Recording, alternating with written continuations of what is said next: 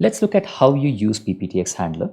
The simplest way of using PPTXHandler is from the command line, and the second way of using it is by running Gramix as an application.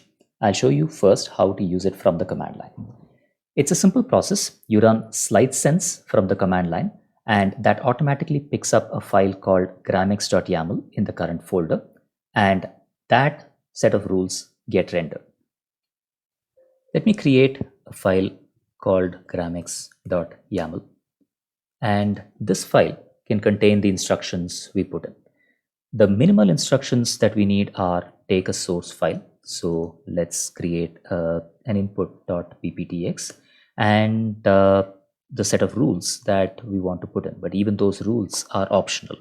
If we just save this gramix.yaml as it is, and let's go ahead and create an input presentation.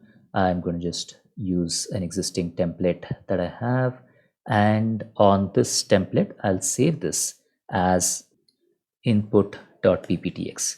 Now that this is saved, we have in this current folder two files, a gramix.yaml and an input.pptx.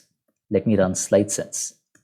What this does is takes the source presentation specified in gramix.yaml and the rules, which we don't have any, and opens the output presentation that has the same content as the source.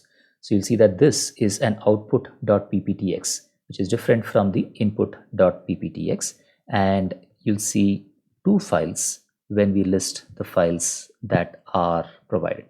The input file is actually identical to the output file, but SlideSense compresses files a bit better, so the size of this file is slightly smaller. But if you open input.pptx, it has a total of 20 slides, and if you open output.pptx, it has a total of 20 slides, and these are exactly the same thing. As we specify the rules one after another in a rules section, and we'll be talking more about this in another video, these rules will be applied on the input.pptx and will be saved into output.pptx.